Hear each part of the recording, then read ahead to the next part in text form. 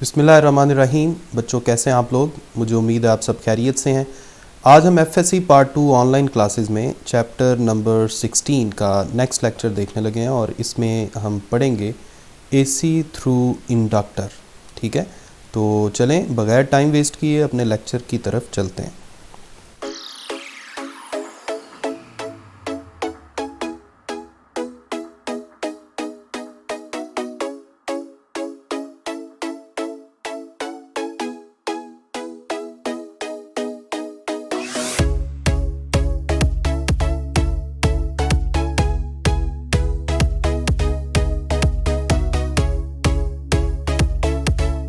जी welcome back. चलते हैं अपने बोर्ड की तरफ। तो सामने बोर्ड पे आपको आपका आज का टॉपिक नज़र आ रहा है, that is AC through inductor. AC through inductor जो है ये भी हमारा जो टॉपिक है ये लॉन्ग क्वेश्चन है। जिस तरह पिछला टॉपिक था एसी थ्रू कैपेसिटर, इसी तरह एसी थ्रू इंडक्टर भी लॉन्ग क्वेश्चन है और ये भी थोड़ा सा कंसेप्चुअल है। लेकिन अगर आपने कैपेसिटर वाला टॉपिक जो है उसकी वीडियो बहुत अच्छे से देखी है तो आप इसको भी बड़ी ही आसानी से समझ लेंगे। सबसे पहली बात ये कि इंडक्टर होता क्या है। चैप्टर 14 में आपने एप्लीकेशन ऑफ एम्पेयर्स लॉ पढ़ी थी, जिसमें हमने सोलिनॉइड के अंदर, करंट कैरिंग सोलिनॉइड के अंदर पैदा होने वाली मैग्नेटिक फील्ड की वैल्यू कैलकुलेट की थी ओहम्स लॉ की, एम्पेयर्स लॉ को यूज़ करते हुए। इसी तरह चैप्टर 15 में हमने सेल्फ इंडक्शन वाला एक टॉपिक पढ़ा था, जिसमें भी एक सोलिनॉइड ही था और उसको हमने डिस्कस किया था कि उसके अंदर जब करंट चेंज किया जाता है तो किस तरह से सेल्फ इंड्यूस्ड ईएमएफ पैदा हो जाती है। इसी वजह से इसे इंडक्टर भी कहते हैं, क्योंकि इसके अंदर जब करंट की वैल्यू चेंज होती है तो सेल्फ इंड्यूस्ड ईएमएफ या बैक ईएमएफ पैदा होती है। तो कहने का मतलब ये है कि जिसे आप सोलिनॉइड कहते थे वही असल में इंडक्टर भी है। थोड़ी सी डायग्राम ख़राब बनी है, लेकिन आप समझ जाइएगा कि ये सोलिनॉइड है जो जिसे हम इंडक्टर भी कह सकते हैं। इसमें जो डॉटेड लाइंस हैं ये शो ये कर रही हैं कि ये आप ये समझ लें कि बोर्ड के अंदर तरफ वाला हिस्सा है और ये जो कॉन्टिन्यूस लाइन है ये बोर्ड से बाहर वाला हिस्सा है। ये असल में 3 डायमेंशनल फिगर है, इसलिए मैंने एक कॉन्टिन्यूस लाइन लगाई है और एक डॉटेड लाइन लगाई है। यानी ये वाला जो हिस्सा है ये बोर्ड के अंदर है और ये वाला जो हिस्सा है जो अभी अभी मैं ग्रीन कर रहा हूँ ये बोर्ड से बाहर है। ठीक है, तो ये है इंडक्टर। अब आज के टॉपिक में हमने करना ये है कि हमने एक इंडक्टर फर्ज करना है ये, और इसको हमने एसी जनरेटर के साथ कनेक्ट कर देना है। इंडक्टर जो है इसको कैपिटल एल से जाहिर किया जाता है, कैपेसिटर को कैपिटल सी से जाहिर किया जाता है और इंडक्टर को कैपिटल एल से। अब चूँकि यहाँ पर हम एसी जनरेटर के साथ इसको कनेक्ट कर रहे हैं, जैसे मैंने आपको पहले बताया कि एसी जनरेटर जो है इसमें करंट की वैल्यू खुद ब खुद चेंज होती रहती है, कभी पॉजिटिव कभी नेगेटिव, और इसकी वैल्यूज़ में मुसलसल फ्लक्चुएशंस भी आती रहती हैं, यानी मैग्नीट्यूड में मुसलसल तब्दीली आती रहती है। तो इसलिए जब इंडक्टर को आप अल्टरनेटिंग करंट सप्लाई करेंगे तो करंट खुद ब खुद चेंज होगा, और करंट जब खुद ब खुद चेंज होगा तो फिर ज़ाहिर बात है ईएमएफ भी इंड्यूस होगी। सही है, यानी इंडक्शन का फिनोमिना होगा। अब हमने ये देखना है कि जब अल्टरनेटिंग करंट को सप्लाई किया जाता है इंडक्टर के साथ तो फिर इंडक्टर के अंदर फ्लो करने वाला अल्टरनेटिंग करंट और सप्लाइड वोल्टेज के दरमियान जो फेज़ का रिलेशनशिप है वो कैसा है, यानी इनका फेज़ का डिफरेंस कैसा है। पिछले टॉपिक में एसी थ्रू कैपेसिटर में आपने देखा था कि करंट जो है वो वोल्टेज से 90 डिग्री लीड कर जाता है, यानी करंट और वोल्टेज का फेज़ डिफरेंस कितना है 90 डिग्री, और लीड कौन कर रहा है, करंट। अब यहाँ हम देखते हैं कि इन दोनों का फेज़ डिफरेंस कैसा है और लीड कौन कर रहा है। सबसे पहले ये बिल्कुल सेम वही सर्किट है जो यहाँ पर आपको नज़र आ रहा है। सबसे पहले आप देखें जो करंट हमने सप्लाई किया है, सबसे पहले हमने वो लिख लिया I is equal to I naught sine omega T. ये पहले भी हम बहुत दफ़ा लिख चुके हैं। अच्छा, ये करंट आपने सप्लाई किया। जब करंट हम सप्लाई करते हैं और ये करंट भी अल्टरनेटिंग करंट है, यानी इसमें मुसलसल तब्दीली आ रही है, इसका मतलब है बैक ईएमएफ ज़रूर पैदा होगी। और बैक ईएमएफ का फार्मूला जो है ये हम जानते हैं, self induced EMF EL is equal to L delta I over delta T। ये आपने चैप्टर 15 में सेल्फ इंडक्शन वाले टॉपिक में पढ़ा था। अब यहाँ पर मैंने नेगेटिव साइन इसलिए नहीं लिखा क्योंकि हम मैग्नीट्यूड ऑफ बैक ईएमएफ की बात कर रहे हैं, तो कन्फ्यूजन से बचने के लिए हम नेगेटिव साइन को इग्नोर कर देते हैं, क्योंकि नेगेटिव साइन सिर्फ सेंस ऑफ पोलैरिटी के बारे में बताता है। अब चाहे आप बैक ईएमएफ कह दें, चाहे आप इसे सप्लाइड वोल्टेज कह दें, क्योंकि अगर आप बात कर रहे हैं कि इक्विलिब्रियम वाली कंडीशन है तो सप्लाइड वोल्टेज और बैक ईएमएफ तकरीबन बराबर होती हैं। ठीक है, जितनी सप्लाइड ईएमएफ है बैक ईएमएफ भी तकरीबन उतनी ही है, उसको अपोज करने के लिए बहुत ज़्यादा डिफरेंस नहीं होता। तो इसलिए हम फ़र्ज़ कर लेते हैं, और मज़े की बात यह है कि अगर हम चाहते हैं कि करंट फ्लो करता रहे तो फिर सप्लाइड वोल्टेज कम से कम उतनी ज़रूर होनी चाहिए जितनी बैक ईएमएफ पैदा हो रही है। इसलिए हम कंडीशन ये यूज़ करते हैं कि applied voltage is equal to the back EMF. तो इसलिए सप्लाइड वोल्टेज जो है वो मैंने बैक ईएमएफ की जगह पर लिख लिया। अब यहाँ से हमें नज़र आ रहा है कि जो सप्लाइड वोल्टेज है वो डायरेक्टली प्रोपोर्शनल है rate of change of current के। मैं ये आपको अलग से भी करके दिखा देता हूँ। एक दफ़ा मैंने आपको लिखा लिखाया बता दिया, अब मैं आपको अलग से भी कर देता हूँ। देखें, आपने ये जो है अल्टरनेटिंग करंट सप्लाई किया आई नॉट साइन थीटा, ठीक है जी। फिर आपने अल्टरनेटिंग करंट सप्लाई किया, आप थीटा की जगह ओमेगा टी भी लिख सकते हैं, ये हम पहले से जानते हैं। अल्टरनेटिंग करंट सप्लाई करने की वजह से दूसरा स्टेप क्या है आपके लिखने का, वो है बैक ईएमएफ का पैदा होना। हम जानते हैं कि सेल्फ इंड्यूस्ड ईएमएफ का चैप्टर 15 में सेल्फ इंडक्शन वाले टॉपिक में हमने ये वाला फार्मूला लिखा था। यहाँ पर मैं नेगेटिव साइन नहीं लिख रहा क्योंकि मैं मैग्नीट्यूड ले रहा हूँ। अब अगर हम चाहते हैं कि जितना करंट हम फ्लो करवाना चाहते हैं वो मुसलसल यूनिफॉर्मली फ्लो करता रहे, तो सप्लाइड वोल्टेज जो है ये बैक ईएमएफ के क्या होनी चाहिए, बराबर।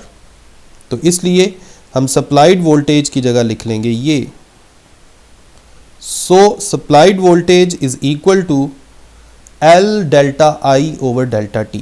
अब L क्या है, ये तो सेल्फ इंडक्टेंस है और ये कांस्टेंट है, L इज अ कांस्टेंट।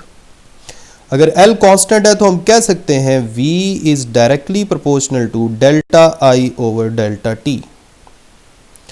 यानी जैसा इस रेशो की वैल्यू आएगी, जैसी इस रेशो की वैल्यू आएगी वैसी ही वोल्टेज की वैल्यू होगी। अब आप गौर करें ये रेशो क्या है। लास्ट लेक्चर में आपको याद होगा हमने QT ग्राफ की स्लोप निकाली थी और QT ग्राफ की स्लोप क्या आई थी, delta Q over delta T। Same उसी तरह ये जो delta I over delta T है ये तो स्लोप है किस ग्राफ की, IT ग्राफ की।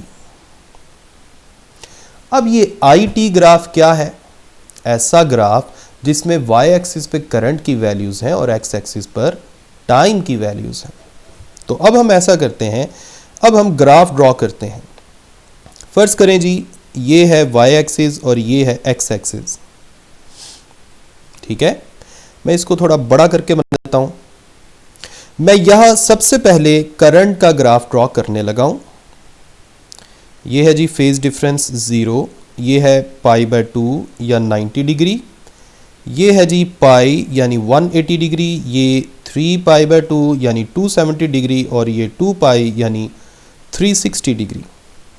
तो ये आपके पास सबसे पहले करंट का ग्राफ बन गया और ये ज़ाहिर बात है साइनोसॉइडल कर्व है क्योंकि आपने कौन से रिलेशन के मुताबिक ये ग्राफ बनाया है, इस रिलेशन के मुताबिक।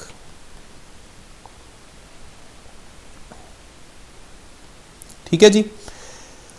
अब जैसे लास्ट लेक्चर में मैंने QT ग्राफ में मुख्तलिफ पॉइंट्स पर स्लोप बनाई थी, सेम उसी तरह मैं इस ग्राफ पर कुछ पॉइंट्स ले लेता हूँ, जैसे पॉइंट O, A,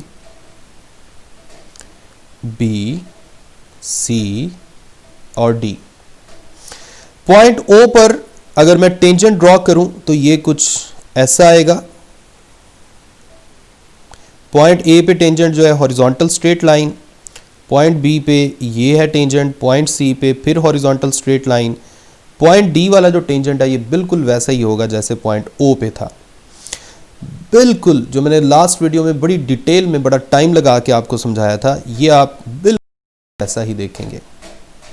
तो ये जो IT ग्राफ था, यानी जो अभी हमने ग्राफ बनाया था, ये IT ग्राफ था।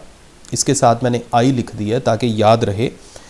इस ग्राफ की स्लोप निकाल के हम क्या कर सकते हैं, वोल्टेज की वैल्यूज़ बना सकते हैं। अब हम ये देखें कि मुख्तलिफ पॉइंट्स पर स्लोप की क्या क्या वैल्यूज़ हैं। जैसे पॉइंट O पे जो स्लोप है ये असेंडिंग है, और दूसरी बात ये कि ये एक्स एक्सिस से मैक्सिमम इंक्लिनेशन है इसकी, यानी मैक्सिमम वर्टिकल है। जैसे मैंने आपको लास्ट वीडियो में बताया था, हॉरिजॉन्टल ग्राफ हो तो उसकी स्लोप क्या होती है, ज़ीरो, क्योंकि tan थीटा की वैल्यू ज़ीरो होती है। जितना वाई एक्सिस के करीब जाता जाएगा ग्राफ, उतना जितना वर्टिकल होता जाएगा उतना स्लोप बढ़ती जाएगी। तो यहाँ पर स्लोप क्या है, पॉजिटिव भी और मैक्सिमम भी। इसी तरह पॉइंट D पर जो स्लोप है वो भी पॉजिटिव मैक्सिमम है। पॉइंट A पर जो स्लोप है ये ज़ीरो है, पॉइंट C पर स्लोप भी ज़ीरो है। पॉइंट B पर जो स्लोप है ये नेगेटिव है लेकिन मैक्सिमम है। अब हम ऐसा करते हैं, अब हम चूँकि अभी हम जानते हैं, अभी थोड़ी हम बात करके आए हैं कि जैसी IT ग्राफ की स्लोप होगी वैसी वहाँ पर वोल्टेज की वैल्यूज़ होंगी। अब हमने ये देख लिया कि IT ग्राफ की स्लोप पॉइंट O पर मैक्सिमम पॉजिटिव है, इसका मतलब है यहाँ वोल्टेज की वैल्यूज़ मैक्सिमम पॉजिटिव होंगी। तो सबसे पहले मैंने मैक्सिमम पॉजिटिव पे एक पॉइंट लगा दिया। पॉइंट A पर स्लोप ज़ीरो है, इसका मतलब है पॉइंट A के बिल्कुल सामने वोल्टेज की वैल्यू क्या होगी, ज़ीरो।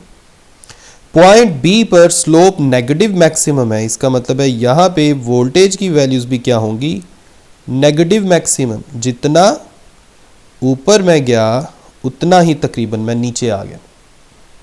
पॉइंट C पर दोबारा स्लोप ज़ीरो, पॉइंट C पर दोबारा स्लोप की वैल्यू ज़ीरो है। पॉइंट C पर दोबारा स्लोप की वैल्यू ज़ीरो है, तो इसका मतलब है उसके सामने मैं दोबारा से वोल्टेज की वैल्यू ज़ीरो शो कर दूंगा। इसी तरह पॉइंट D पर स्लोप की वैल्यू दोबारा पॉजिटिव मैक्सिमम, तो यहाँ पोटेंशियल की वैल्यू भी दोबारा पॉजिटिव मैक्सिमम आ जाएगी। अब आप इन पॉइंट्स को मिला दें, ये और ये आपके पास ग्राफ बन गया। ये किसका ग्राफ है, ये वोल्टेज का ग्राफ है। अब आप गौर करें, आपके पास ग्राफ भी आ गया। देखें इस टॉपिक में हमने क्या कुछ किया।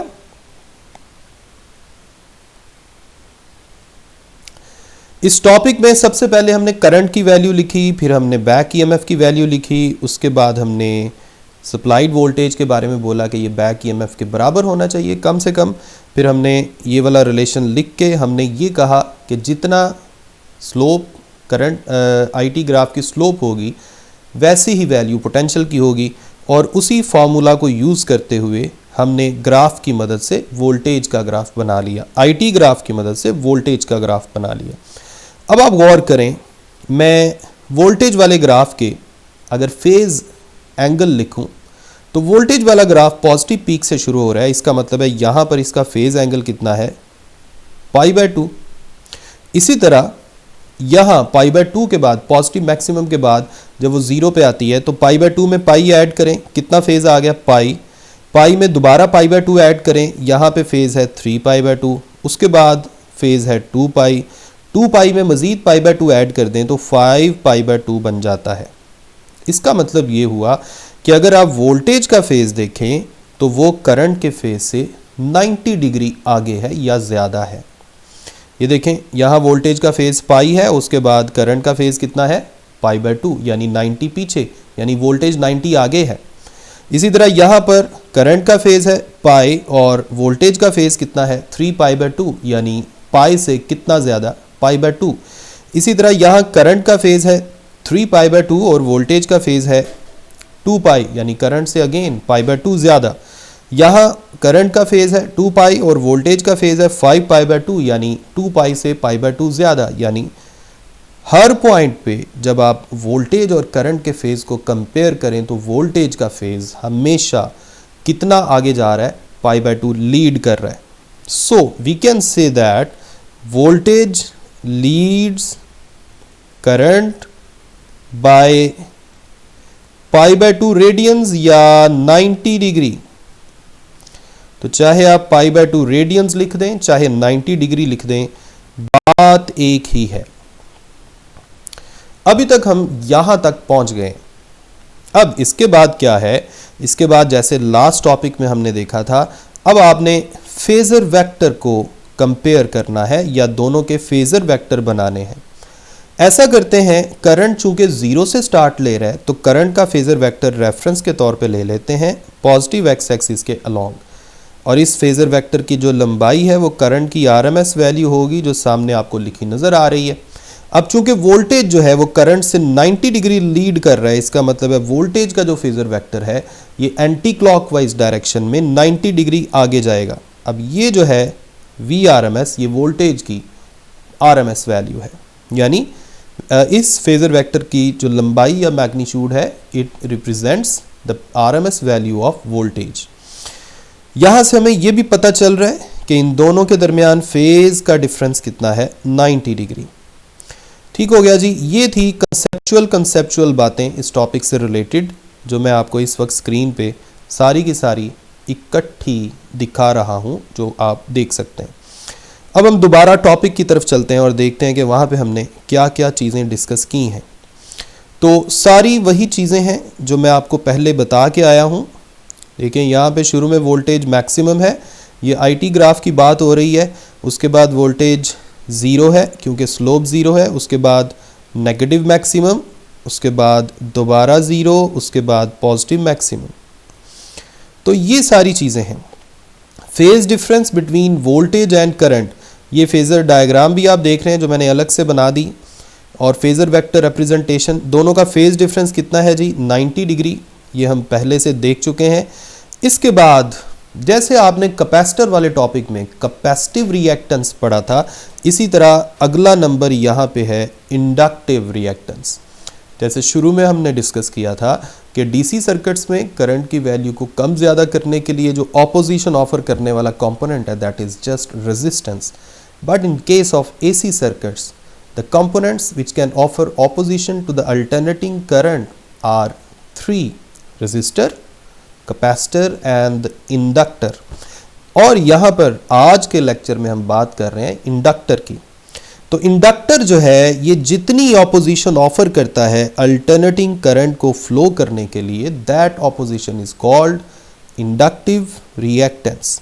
और इस ऑपोजिशन को जाहिर किया जाता है एक्स के साथ, कैपिटल एक्स के साथ नीचे सबस्क्रिप्ट में एल लिख कर। ठीक है जी। तो एक इसका फॉर्मूला है ओहम्स लॉ को यूज़ करके। जैसे ओहम्स लॉ को यूज़ करके हम सिंपल फार्मूला रेजिस्टेंस का बनाया करते थे, resistance is equal to potential divided by current. तो यहां पर रेजिस्टेंस की जगह क्या आ जाएगा, इंडक्टिव रिएक्टेंस XL, पोटेंशियल की जगह क्या आएगा, RMS वैल्यू ऑफ वोल्टेज, जैसे मैं आपको पहले बता के आया हूं। करंट की जगह आएगा IRMS।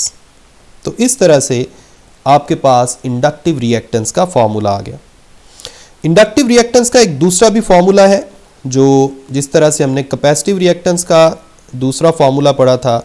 कैपेसिटिव रिएक्टेंस का जो सेकंड फार्मूला था वो था 1/ωc। इंडक्टिव रिएक्टेंस का जो सेकंड फार्मूला है ये है XL is equal to ωL, यानी 2πf × L। लास्ट लेक्चर में मैंने कैपेसिटिव रिएक्टेंस की भी कम और ज़्यादा वैल्यूज़ को डिस्कस किया था, यहाँ भी हम डिस्कस कर लेते हैं। अगर आप फ्रीक्वेंसी को कम करते जाएंगे तो इंडक्टिव रिएक्टेंस की वैल्यू कम होती जाएगी। इसी तरह इंडक्टेंस की वैल्यू को कम करने से भी इसकी वैल्यू कम होगी। इन अदर वर्ड्स, इसका फ्रीक्वेंसी और इंडक्टेंस के साथ कैसा रिलेशन है? डायरेक्ट लीनियर रिलेशन है। ठीक हो गया। इसके अलावा अगर मैं आपसे ये कहूँ कि डीसी सर्किट्स के लिए इंडक्टिव रिएक्टेंस क्या होगी, तो एक बात याद रखें, जब हम डीसी सर्किट की बात करते हैं तो हम ये भी कह सकते हैं कि उसकी फ्रीक्वेंसी क्या है? ज़ीरो, क्योंकि उसमें तो फ्लक्चुएशंस है ही नहीं है। ठीक है, तो इसका मतलब है अगर डीसी सर्किट्स की आप बात करें तो XL की वैल्यू आ जाएगी 2 पाई, फ्रीक्वेंसी की जगह 0 आ गया और आपके पास इंडक्टिव रिएक्टेंस क्या हो जाएगी? 0। ठीक है, तो अगर आपसे कोई ये पूछे कि for DC circuits what is the value of inductive reactance, तो आप इसका आंसर क्या देंगे? 0, बिग 0। इसके बाद एक कॉमन टॉपिक है और ये कॉमन टॉपिक है कैपेसिटर का और इंडक्टर का। दोनों टॉपिक्स जो हैं उनके लिए ये कॉमन हेडिंग बनाई जा सकती है। अगर आपको याद हो, लास्ट वीडियो में मैंने आपको बताया था कि कैपेसिटर के केस में एक छोटा सा पॉइंट है जो आगे चल के हम इंडक्टर के केस में डिस्कस करेंगे। चूँकि ये पॉइंट कैपेसिटर और इंडक्टर दोनों में कॉमन है, इसलिए हम इसे इंडक्टर में ही डिस्कस कर लेते हैं और सेम डिस्कशन आप कैपेसिटर वाले टॉपिक में भी इंक्लूड कर सकते हैं। अच्छा, इसमें मैं ऐसा करता हूँ कि ये जो हमने एक ग्राफ बनाया था, इस ग्राफ के हम 4 हिस्से बनाते हैं और इसके लिए मैं कलर यूज़ करता हूँ कोई ऐसा कलर जो आपने अभी तक स्क्रीन पर नहीं देखा।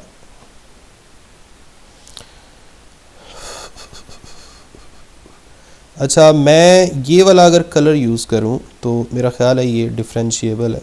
ये वाला ऐसा है या नहीं है? या ऐसा करते हैं, इसी ग्राफ में रश करने की बजाय हम अलग से नया ग्राफ बनाते हैं और उस ग्राफ में वो वाली चीज़ डिस्कस करते हैं जो मैं अभी बताने जा रहा हूँ। यहाँ बना लेते हैं, इधर जी। ग्राफ वही है, ये है जी x एक्सिस, ये है y एक्सिस। सबसे पहले मैंने ग्राफ बना लिया करंट का, ये है IT ग्राफ। यहाँ फेजेस लिख लेते हैं, 90 डिग्री, 180 डिग्री, 270 डिग्री और 360 डिग्री। और अब है वोल्टेज का, और वोल्टेज का ग्राफ बनाने के लिए पहले से हम जानते हैं वोल्टेज जो है ये पॉजिटिव पीक से शुरू करता है। अभी थोड़ी देर पहले हमने डिस्कस किया है, अगला पॉइंट इधर था, उससे अगला पॉइंट यहाँ था नेगेटिव एक्सट्रीम, उसके अगला पॉइंट 0 पे था और उससे अगला पॉइंट जो है दोबारा पॉजिटिव एक्सट्रीम पे। तो इस तरह से हम वोल्टेज का जो ग्राफ है वो कुछ ऐसा बना सकते हैं। तो ये है वोल्टेज का ग्राफ। अब आप गौर करें, अगर मैं करंट के ग्राफ के मुताबिक ग्राफ को 4 हिस्सों में डिवाइड करूं, वो मैं रेड कलर से कर लेता हूं। एक आपके पास आ जाता है ये वाला हिस्सा, दूसरा ये वाला, तीसरा ये वाला, चौथा ये वाला। आप ये समझें कि मैंने करंट के मुताबिक पूरे साइकिल को 4 हिस्सों में डिवाइड किया है। इनको आप क्वार्टर भी कह सकते हैं। ये है फर्स्ट क्वार्टर, ये है सेकंड क्वार्टर, ये है थर्ड क्वार्टर और ये है फोर्थ क्वार्टर। करें गौर, मेरी बात सुननी है आपने। अगर मैं फर्स्ट क्वार्टर की बात करूं तो फर्स्ट क्वार्टर में वोल्टेज भी पॉजिटिव है और करंट का ग्राफ भी एक्स एक्सिस से ऊपर ऊपर है। इसका मतलब है करंट की वैल्यूज भी पॉजिटिव है। अगर आप सेकंड क्वार्टर की बात करें तो ब्लैक कलर का ग्राफ जो करंट का ग्राफ है वो तो पॉजिटिव वैल्यू शो कर रहा है, लेकिन वोल्टेज वाला ग्राफ एक्स एक्सिस से नीचे है। इसका मतलब है ये नेगेटिव वैल्यू को शो कर रहा है। इसी तरह अगर आप थर्ड क्वार्टर की बात करें तो थर्ड क्वार्टर में दोनों जो हैं ये एक्स एक्सिस से नीचे हैं, यानी दोनों अपनी नेगेटिव वैल्यूज़ को शो कर रहे हैं। और अगर आप फोर्थ क्वार्टर की बात करें तो ब्लैक कलर का ग्राफ जो करंट का ग्राफ है वो नीचे है, यानी करंट की वैल्यू नेगेटिव है, और वोल्टेज वाला ग्राफ ऊपर है, यानी उसकी वैल्यू पॉजिटिव है। अगर आपको पावर डिसिपेशन का फॉर्मूला याद हो तो पावर डिसिपेशन का फॉर्मूला क्या कहता है? Power dissipation is equal to product of current and voltage.